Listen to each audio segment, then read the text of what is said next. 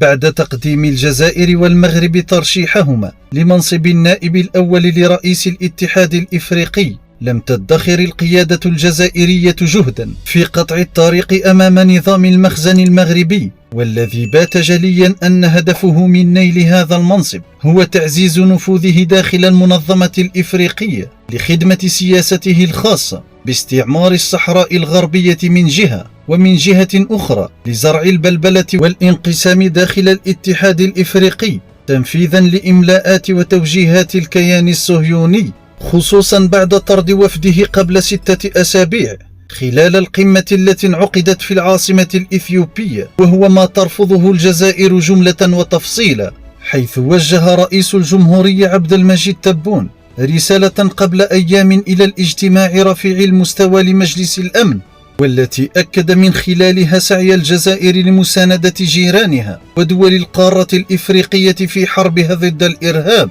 وهي الرسالة التي أشاد بها قائد الأركان سعيد شنقريحة، مؤكدا رفض الجزائر لأي تدخل أجنبي بدعوى مكافحة الإرهاب، قاطعا بذلك الطريق أمام النوايا الفرنسية والمكائد الصهيونية باستخدام المغرب لتحقيق ذلك. ووفقا لخبر أورده موقع عربي بوست، وبالنظر لكون الجزائر تستجيب بشكل إيجابي لطلبات بعض البلدان الإفريقية للتقدم لمنصب نائب رئيس الاتحاد الإفريقي، فإن رئيس جزر القمر غزالي عثماني يحاول التوسط بين الجزائر والمغرب، ساعيا لحل الخلاف بينهما حول هذا المنصب والتوافق حول ترشيح موريتانيا، وإلا ستضطر منطقة شمال إفريقيا